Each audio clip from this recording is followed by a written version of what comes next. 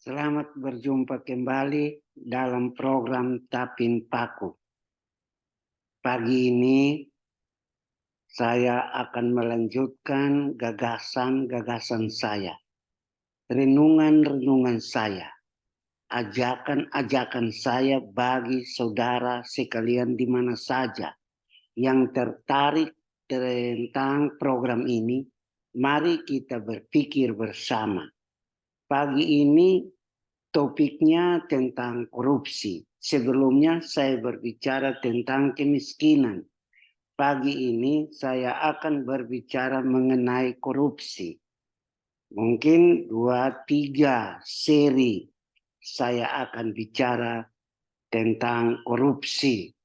Dan pagi hari ini merupakan seri pertama terhadap topik korupsi.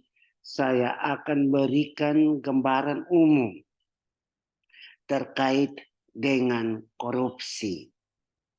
Korupsi sudah dipandang sebagai kejahatan luar biasa, extraordinary crime, kejahatan kemanusiaan luar biasa.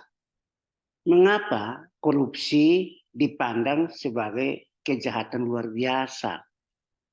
Karena perbuatan itu memanfaatkan jabatan, memanfaatkan kesempatan, merampok sesuatu yang seharusnya bukan untuk dia yang melakukan korupsi. Korupsi sudah merajalela di mana-mana. Korupsi sudah mengurat, mengakar. Korupsi dapat menyengsarakan karena ada perampokan luar biasa. Saya pernah mendengar pernyataan dari Bapak Mahfud MD. Jika saja korupsi tidak besar-besaran dilakukan di Indonesia, tapi korupsi yang hanya terkait dengan Kementerian Pertambangan. Apabila berhasil diberantas korupsi yang besar-besaran di satu kementerian saja, Kementerian Pertambangan. Khususnya pertambangan ilegal kaitan dengan nikel dan tambang-tambang yang lain di Indonesia. Maka setiap jiwa warga negara Indonesia seharusnya memperoleh, mendapat hak, bisa mendapat bayaran, mendapat hak menikmati per bulan per orang 20 juta. Jangankan pikir terkait dengan hal itu. Untuk mendapatkan uang seperti itu. Apa yang sudah menjadi bagian dari kehidupan rakyat. Rakyat tidak diberikan apa-apa. Apa yang ada pada rakyat tidak dilindungi secara baik dan benar. Bahkan dapat dirampok. Korupsi benar-benar merupakan kejahatan luar biasa yang harus sama-sama kita pahami. Lalu bukan hanya kita pahami, tapi bertindak bersama-sama untuk melakukan pemberantasan korupsi. Saat ini negara melalui aparat keamanan, KPK, kejaksaan, kepolisian, bahkan Pak Presiden sendiri melakukan upaya-upaya untuk membersihkan kelakuan tindakan korupsi. Tapi semakin ada upaya, korupsi tidak juga mau selesai. Pada masa Orde Baru dilakukan perampokan hak rakyat selama 32 tahun Pak Soeharto berkuasa.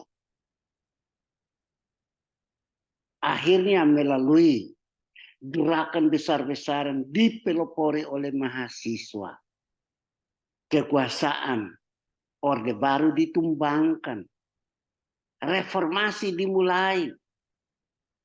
Kegiatan-kegiatan pembaharuan dilakukan supaya rakyat sejahtera, adil, dan makmur. Mana? Apa hasilnya? Sekarang baru saja kita dikejutkan dengan mega korupsi lewat Kominfo. Di sana uang 10 triliun untuk pembangunan tower-tower agar di mana saja di Indonesia orang muda dapat akses untuk telepon, sebab kalau kita telepon mempermudah komunikasi dan membuat semua itu menjadi murah. Tidak mungkin harus jalan yang jauh, lama. Lalu khususnya anak-anak sekarang harus belajar dari internet. Guru-guru membuat laporan, para kepala desa, bahkan rakyat yang mempunyai penghasilan-penghasilan di kampung dapat menggunakan pemasaran online. Memesan produk yang di jauh. Kan pesan datang antar bayar di tempat. Lebih gampang, lebih murah. Tapi anggaran 10 triliun untuk membangun tower-tower mempermudah komunikasi, transaksi, demi kebaikan kita bersama, hanya 1,7 triliun yang dimanfaatkan. 8,3 habis dirampas dan dibagi-bagi. Kominfo, menterinya kita punya orang, Pak Joni Plate. Dia yang dipandang melakukan penyebab korupsi itu. Tapi dia berada di dalam partai Nasdem. Dia tidak sendiri bersama partai Nasdem. Informasi yang tersebar, partai-partai yang lain, semua partai yang ada di dalam kursi DPR RI, kebagian jatah, turut menikmati. Terakhir, korupsi yang besar-besaran ini semua tutup mulut dan berdiam. Komisi 1 DPR RI yang harus menggonggong, memanggil bagian-bagian yang melakukan perampokan uang rakyat, harus panggil, dengar pendapat, tapi tidak ada tindakan. Kenapa? Takut barangkali dibongkar, ikut terbongkar. Terakhir, dalam sidang-sidang yang sudah dilakukan, bukan hanya partai-partai politik yang mempunyai kursi-kursi di DPR RI. Ada juga sini, situ, sana, ikut kebagian. Walaupun bunyinya kejahatan luar biasa, merampok dan memiskinkan. Tapi semua pada tutup mulut, belum ada aksi. Ini yang harus kita pahami bersama. Ini yang harus kita lakukan bersama, berpikir bersama, berbicara bersama. Korupsi sudah menjalar sampai di mana-mana. Melalui 2-3 seri, saya coba untuk mengungkapkan, menyingkapkan, membuka wawasan kita bersama, mengajak kita bersama untuk berpikir, mengapa korupsi itu terjadi? Mengapa tindakan itu disebut kejahatan luar biasa? Karena memiskinkan, karena memenderitakan rakyat.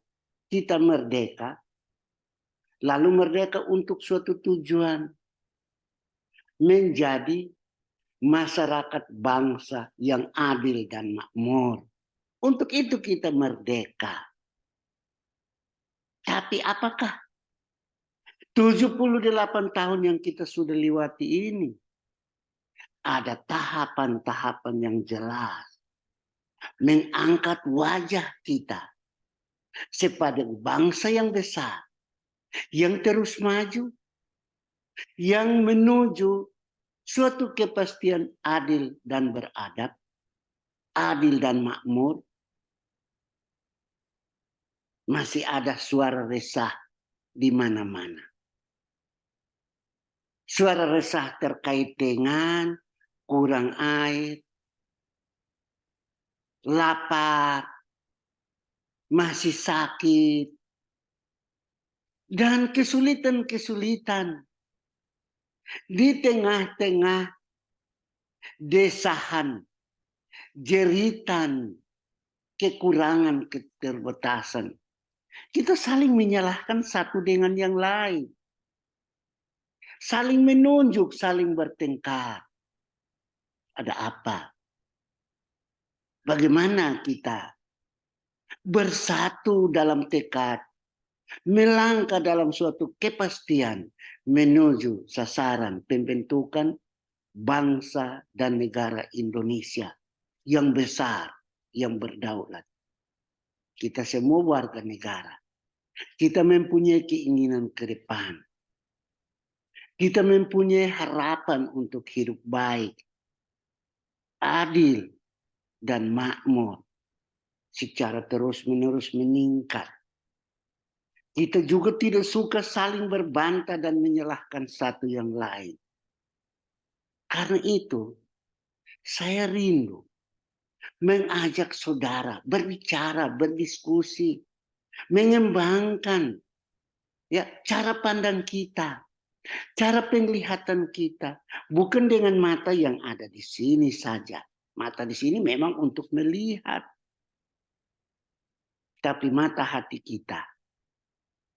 Saudara, banyak saudara-saudara kita yang buta, tapi dia bisa memandang kehidupan dengan mata hati yang dia miliki.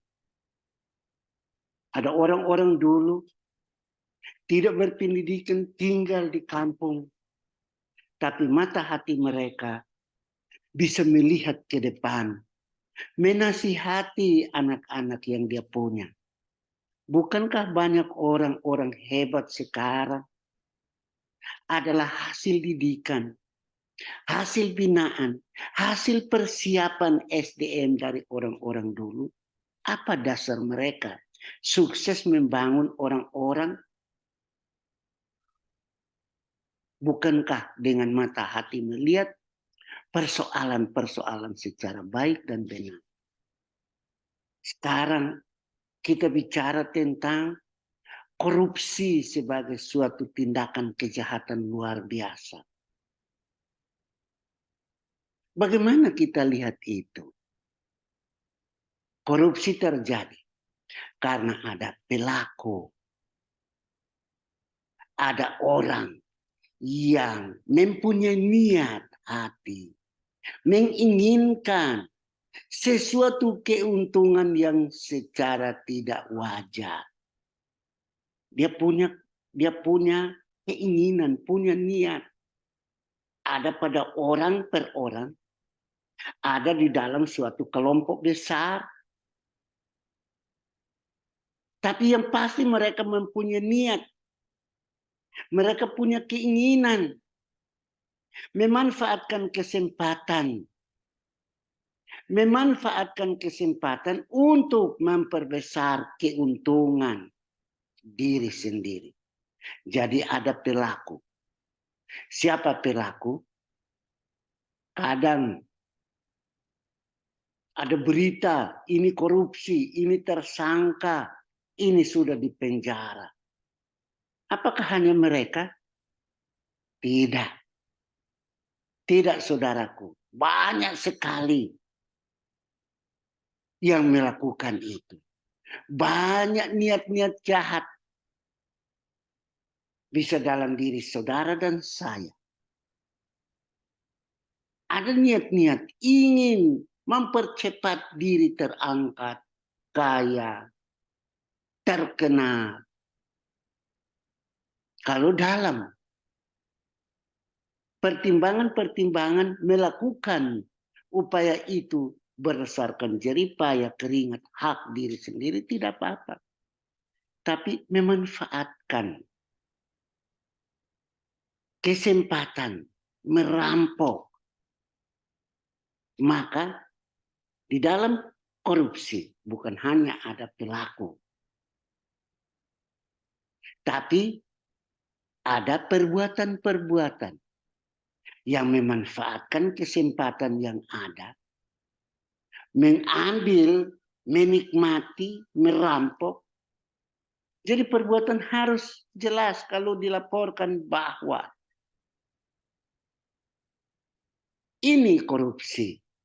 Siapa dia yang korupsi? Sendiri atau bersama-sama? Dan perbuatannya apa? Perbuatan-perbuatan korupsi itulah yang nanti kalau tertangkap memerlukan bukti 1, 2, dan 3. Kalau 1 saya dengar katanya tidak cukup. Bukti kurang kuat menjerat orang itu. Bukti berupa transfer uang, saksi, tapi kadang saksi juga bisa dimentahkan. Jadi perbuatan-perbuatan itu harus jelas. Perbuatan-perbuatan yang memanfaatkan kesempatan. Melakukan tindakan untuk meraup keuntungan bagi diri atau bagi orang lain sebagai titipan. Perbuatan-perbuatan itu harus jelas, harus nyata, ada bukti, ada saksi yang kuat yang meyakinkan karena nanti disidangkan. Lalu perbuatan-perbuatan yang bisa diterima untuk menjadi tuntutan adalah perbuatan-perbuatan yang jelas, berakibat, mempunyai dampak, mempunyai hasil.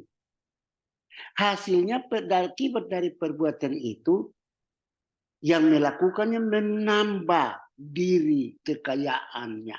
Dia memperoleh keuntungan-keuntungan. Yang dia terima dari perbuatan itu, perbuatan yang dipandang jahat dan merugikan, lalu kemudian dia memperoleh keuntungan. Ini juga perlu dibuktikan. Ini perlu juga ya harus jelas di mata hukum. Negara kita negara hukum. Kalau menguntungkan diri dan merugikan. Jadi merugikan siapa? Merugikan rakyat. Merugikan rakyat, menguntungkan diri. Ini merupakan unsur-unsur yang biasa dilihat. Unsur-unsur yang biasa dikaji, diperdebatkan di dalam tuntutan-tuntutan membawa seseorang yang korupsi masuk bui. Atau sebaliknya malah, sekalipun diteriak-teriak, lakukan teriak-teriak terhadap dia, ada tuntutan tapi dia bebas. Karena unsur-unsur perbuatan yang benar-benar nyata, jelas. Menguntungkan diri, dia, diri orang lain, merugikan kepentingan umum, terpenuhi tidak. Banyak kasus-kasus korupsi disebut, disebar-sebar. Saya juga dulu pernah diseret-seret dalam pemberitaan. Banyak orang Sekarang di mana-mana suara tentang korupsi, tetapi tidak sekedar meneriakkan korupsi, cukup tidak tenaga, kekuatan, kemampuan, menunjukkan bukti-bukti yang dapat meyakinkan. Tapi kadang juga saya berpikir tentang korupsi. Kalaupun seseorang akhirnya diseret, dibawa, dan dipenjara, tetap kekayaan negara habis. Kerugian negara, dia masuk bui. Mungkin tertanam di mana, masih bisa diharapkan. Sesudah keluar penjara, ya masih bisa sambung hidup lah. Untuk itu, ya sekarang ada suara perampasan aset, tapi itu nanti saya bicarakan kemudian. Memiskinkan saja koruptor itu. Biar dia tidak masuk penjara, tapi dia masuk dalam lembah kekelaman, kemiskinan. Supaya sama miskin, bahkan lebih miskin dari orang yang dia berniat miskinkan dengan cara-cara korupsi. Ya, nanti pemikiran-pemikiran ini akan disambung. Tapi mengapa korupsi ini sulit diberantas? Sulit digali sampai akar-akar. Saya anak petani dan juga petani. Dulu kalau alang-alang, hanya potong dari sini, besok dia tumbuh sama seperti rambut, digunting, besok dia tumbuh karena akarnya tertanam dalam. Demikian pula korupsi. Kalau kita belum berpikir cara yang tepat mencabut akar-akar korupsi, atau hanya berpikir tapi tidak bertindak secara tepat dan jelas, korupsi akan tetap ada. Makin maju orang korupsi bebas, korupsi akan tetap menjadi subur. Mengapa korupsi sulit diberantas? Karena korupsi itu ya tidak selalu terkait dengan mengambil uang, kelihatan dia ambil uang, lalu harus ditangkap, harus diberantas. Perbuatan-perbuatan melakukan korupsi kadang terselubung, terbungkus, tersembunyi. Seperti pencuri mengambil barang-barang kita. Malam ketika kita tidur tidak tahu, besok mau tahu siapa yang ambil, yang pasti barang tidak ada di tempat. Terselubungnya perbuatan-perbuatan, tadi ada perbuatan yang merugikan. Tapi terbungkus perbuatan itu, terselubung sehingga tidak gampang tahu. Mau penuntutan, tuntut bukti, jangan sampai dituntut balik pencemaran. Apalagi korupsi itu kadang siapa dituntut, kadang ada upaya-upaya pembenaran perbuatan itu.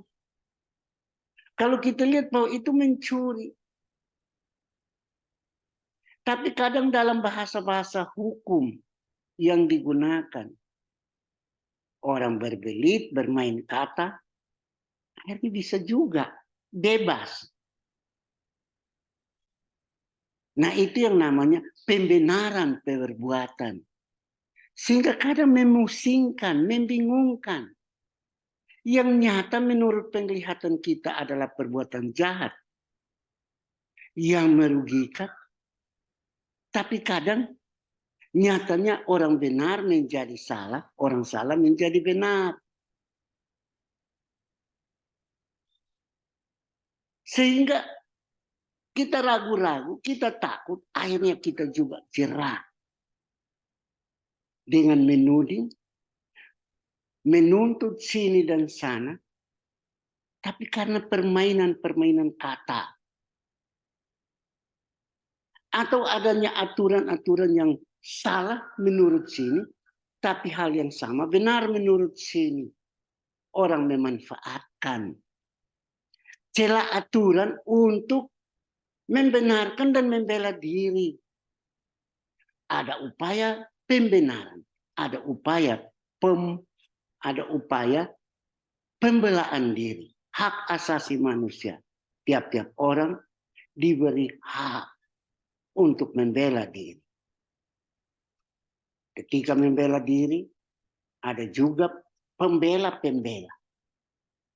Ada advokat. Ya, berusaha untuk membela. Permainan kata-kata. Ada celah aturan.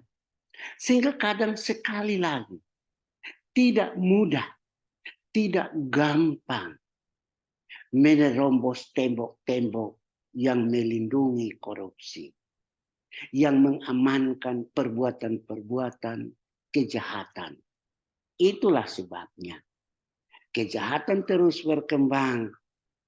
Keadilan bisa terjadi terbalik. Dan hal-hal ini bukan hanya ada pada zaman kita. Zaman dulu. Kan kita hidup dalam dunia yang penuh dengan masalah.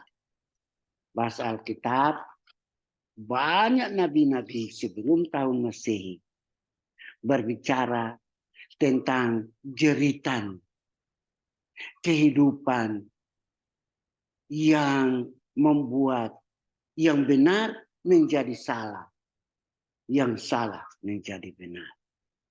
Jadi kita tidak perlu heran. Jadi kita tidak perlu gelisah. Hanya tidak berarti bahwa karena korupsi itu sulit diberantas. Korupsi itu sulit ditindak dan dicabut. Tapi tidak boleh diam. Karena dia menggilas kita, menghabiskan kita, membuat kita terus-menerus ada di dalam perbuatan, penderitaan, keadaan yang susah. Apa? Harus ada upaya. Dan upaya yang terus-menerus. Upaya yang saat ini hanya dipercayakan kepada aparat keamanan. Paling tidak, kita percayakan kepada mereka yang berkewenangan, yang diberikan wewenang, tugas dan tanggung jawab oleh negara, KPK, kejaksaan, jajarannya dari negeri tingkat ke tinggi, tingkat ke misalnya Mahkamah Agung, Kejaksaan Agung, supaya memutuskan itu. Tapi seperti yang saya katakan, sepertinya tidak gampang. Kita terus-menerus akan digoncang. Sekarang kita harus berpikir bersama. Kita harus berpikir bersama. Karena ini masalah kita bersama. Jangan hanya menunggu, menyalahkan, lalu tinggal mengeluh. Saya kembali sebut yang tadi. Pak Jokowi sebagai presiden yang memandang korupsi sudah keterlaluan. Aparat penegak hukum KPK, kejaksaan, kepolisian sebagai alat negara melakukan tindakan-tindakan. Ada saja yang bikin kaget. Koruptor-koruptor kelas kakap mudah mengelak. Ingat, mega korupsi bukan hanya baru-baru saja terjadi di Kominfo di zaman Pak Jokowi. Waktu masih pada masa Pak SBY, ada hambalang. Terus ke belakang, ada saja. Ada yang terekspos dan dingin. Dan sekarang terekspos tapi belum ada tanda-tanda selesai. Karena apa? Kalau dilakukan berjemaah. Karena korupsi ini juga bukan hanya membalut, menyembunyikan perbuatan agar tidak ketahuan. Ada upaya pembenaran, ada upaya pembebasan diri. Tapi korupsi itu juga ada perbuatan-perbuatan pelibatan banyak pihak. Ibarat curi sapi sama-sama makan. Berbagi, entah siapa makan banyak, siapa sedikit, tapi turut makan. Membocorkan itu, menantang diri sendiri. Sehingga memang benar-benar sulit. Nah sekarang, karena sulit untuk dibongkar, karena sulit untuk ditelanjangi, karena semua mendapat bagian, Pak Jokowi yang tinggal 1 tahun, berapa bulan meletakkan jabatan, sejak tahun ini, mungkin tahun lalu saya tidak tahu, mengajukan suatu undang-undang perampasan aset. Undang-undang perampasan aset. Maksudnya apa? Mereka yang curi-curi kekayaannya menumpuk secara dadakan. Kalau diajukan untuk dituntut di meja hijau, kadang saja lolos. Ya tahu sendiri cara-cara. Ada sogok sini sana. Ada pembenaran melalui permainan kata. Sehingga jelas-jelas itu pencurian, tapi bilang tidak mencuri. Sehingga banyak yang lolos, maka ada ide perampasan aset. Perampasan aset itu maksudnya apa? Kalau orang mempunyai kekayaan-kekayaan dalam kurun waktu singkat, kekayaannya luar biasa, ada kekayaan-kekayaan dadakan atau kekayaan-kekayaan yang di mana-mana. Orang itu dipanggil menjelaskan kekayaan ini diperoleh dari mana. Sumber kayaannya dari mana.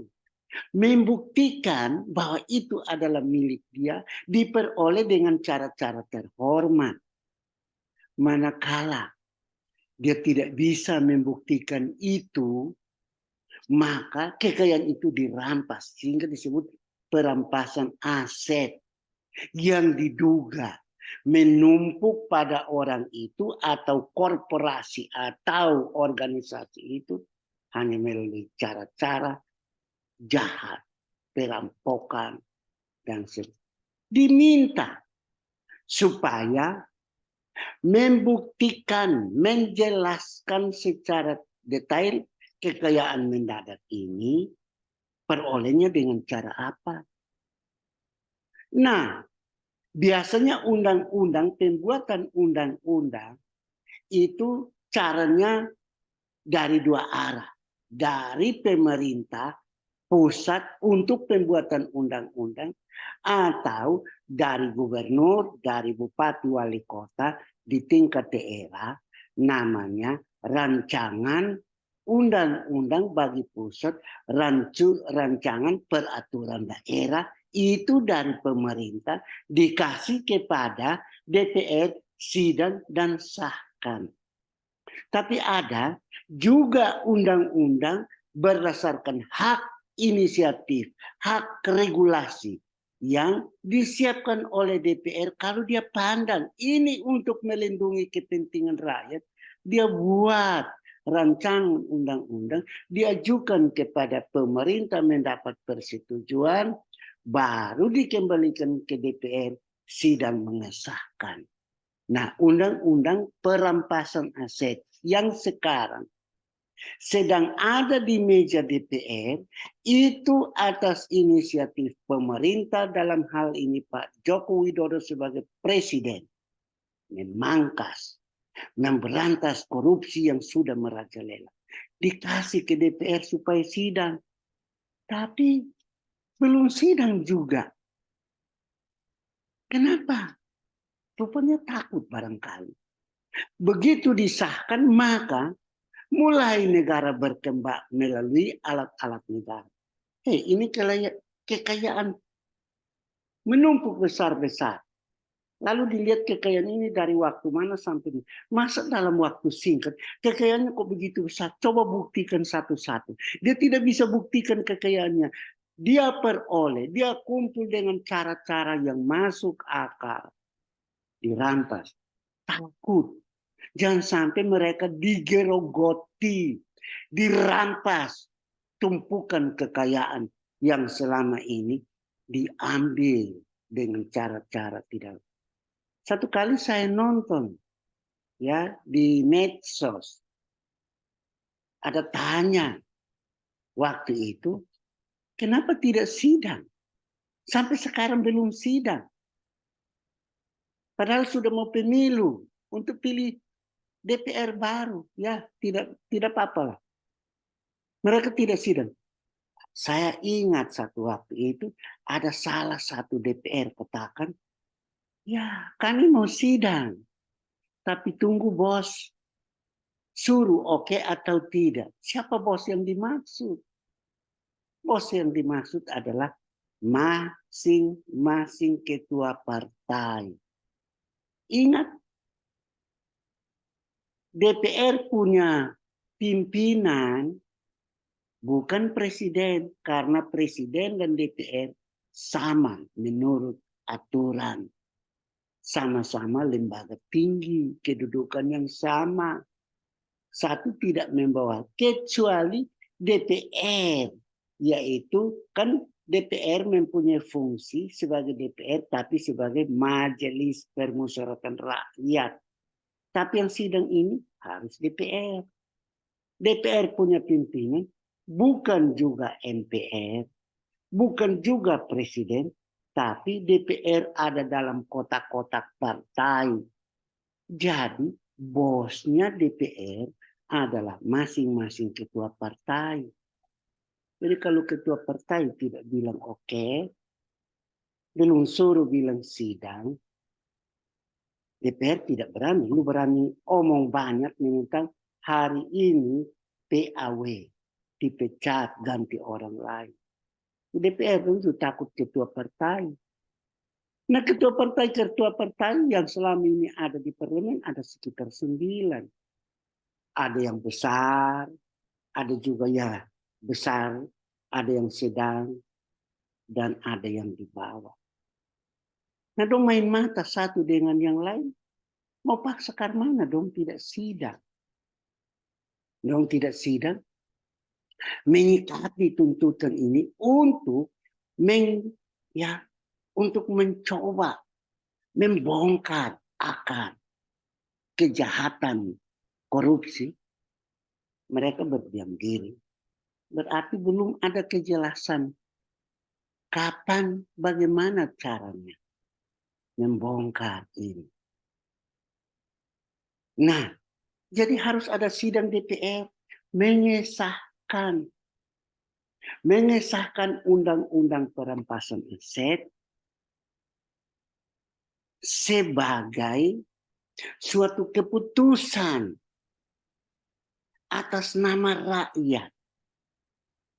Begitu diputuskan, aparatur penegak hukum mulai panggil, jelaskan mana bukti Anda memperoleh kekayaan dalam kurun waktu ini dengan cara ini. Buktikan, kalau tidak. Nah, ini yang ditakuti. Nah, lalu kalau ini terus begini bagaimana? Saya pikir ya caranya ialah nanti rakyat yang menentukan. Kalau wakilnya berdiam diri dan tidak sidang karena takut pada bosnya, yaitu ketua partai, ingat, DPR itu mempunyai dua tuan. DPR mempunyai dua tuan. Tuan yang satu adalah bos partai, pimpinan partai politik. Dia yang waktu pencalonan mau cantumkan lu punya nama menjadi bakal calon atau tidak, mau menempatkan engkau pada urutan yang berapa, mau jadi prioritas wakil rakyat tidak. Dia bos, ketua partai, di tingkat pusat, di tingkat provinsi, di tingkat kabupaten.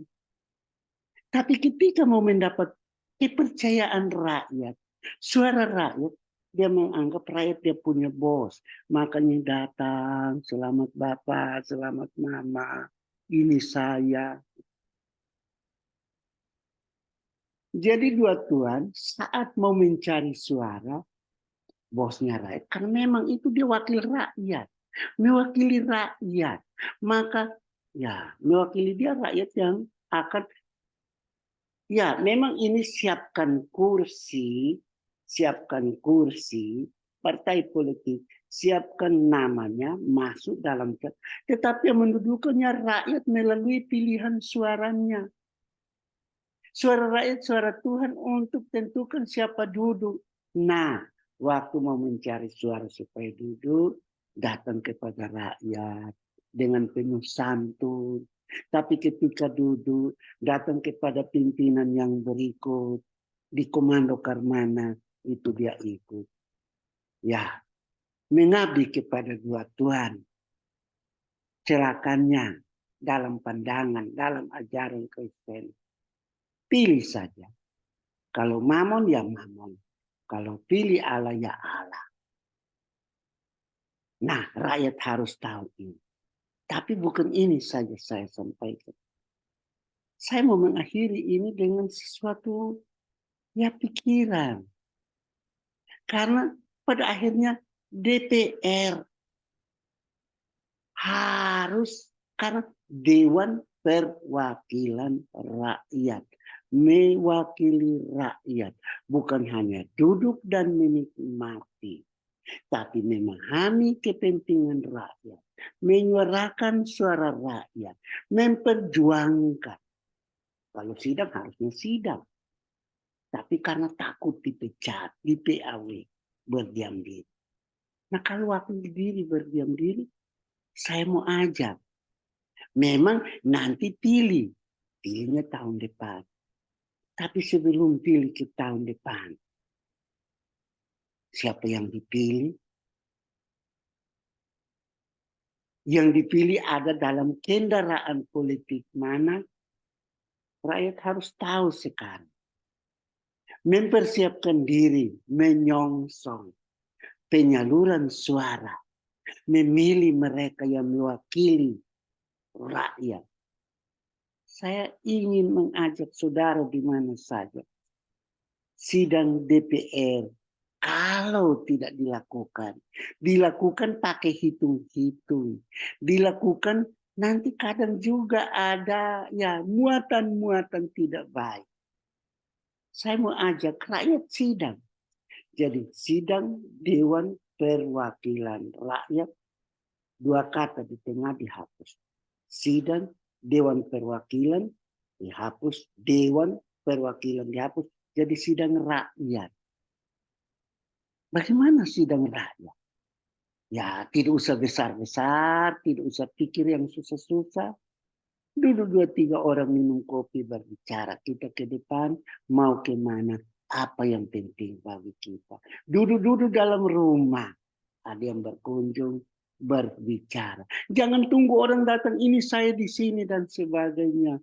Jangan disuruh ini begini dan sidang rakyat kecil-kecilan, tapi ada di mana-mana. Sidang tentang nasib kita sendiri. Sidang tentang keadaan kita sendiri. Ingat, kita ada dalam masa-masa sukar. Dalam bahasa Alkitab, kita ada dalam masa-masa sukar. Kita juga ada dalam tantangan dunia global. Pemanasan yang makin suhunya makin tinggi, angin puting beliung, perubahan musim yang cepat turut menyengsarakan. Tapi ingat, korupsi juga ada badai besar dalam kehidupan. Badai-badai sosial, budaya terjadi degradasi, erosi nilai. Karena munculnya banyak media sosial mengajarkan sikap dan kelakuan. Banyak kita pusing. Anak-anak melawan orang tua, berdebat satu dengan yang lain. Karena keadaan memaksa dari alam, tapi juga dari tindakan perbuatan-perbuatan sekitar yang memaksa kita karena korupsi, membuat kita tidak mudah memenuhi kebutuhan kita, kepentingan kita. Daripada kita duduk kumpul-kumpul, hanya saling puji memuji, membesar-besarkan kebaikan kecil lewat media supaya kelihatan hebat dan keren. Coba kita berpikir berhati-hati. Itu yang saya maksudkan dengan sidang rakyat. Omong tentang nasib kita, omong tentang kehidupan komunitas kita, omong tentang menghadapi pemilu, mana yang terbaik. Mana yang terbaik di antara yang baik-baik. Semua pasti omong baik-baik. Semua omong yang santun. Semua omong yang manis. Tapi di antara semua itu, mana yang terbaik? Mari, di pasar. Saya tahu yang di pasar hewan, pernah ada satu orang. Dia bilang, kami juga omong. Tapi ada juga yang katakan, kami juga sudah pintar. Nah, pintarmu coba tunjukkan. Dalam berdiskusi, dalam berdialog, dalam isi mengisi satu dengan yang lain. Supaya tetapkan sikap politik rakyat yang sesungguhnya membantu menolong keadaan kita. Ingat, kita ada dalam daerah yang miskin. Kemiskinan kita ditempur karena perilaku perbuatan-perbuatan yang dikipas oleh keadaan pembawaan situasi zaman, media sosial, pergaulan bebas. Dipicu dulu juga oleh alam yang menantang. Tapi ingat, dipicu paling banyak juga oleh situasi pembodohan dan proses pemiskinan, membodohi orang yang sudah bodoh, memiskinkan orang yang sudah miskin. Kalau saudara dan saya ada dalam lingkaran yang dimiskinkan, yang dibodohi, bangkitlah, sadarlah. Ingat, suara rakyat, suara Tuhan. Saudara punya hak. Lakukan sidang rakyat bukan berarti besar-besar.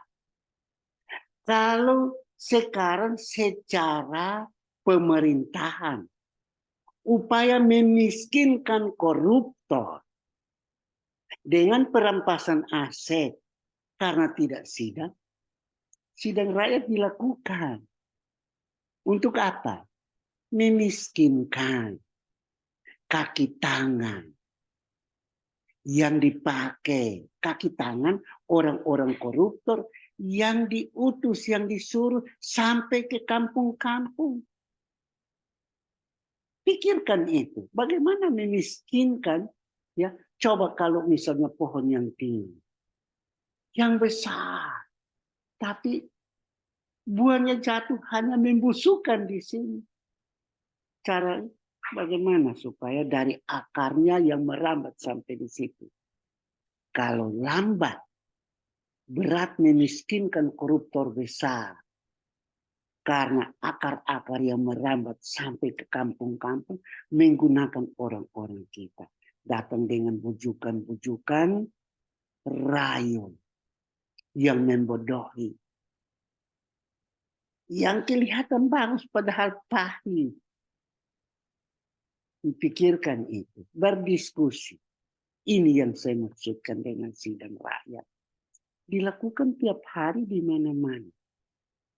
Pandangan bersama. Kesepakatan bersama. Menjadi tindakan bersama. Itu yang saya dengar. Kami rakyat sudah tidak bodoh lagi. Buktikan dalam pemilu yang akan datang. Dalam penyaluran suaramu. Demi kebaikan kita bersama. Saya akan lanjut topik tentang korupsi dengan hal-hal lain. Sampai berjumpa. Tuhan berkati kita semua. Terima kasih.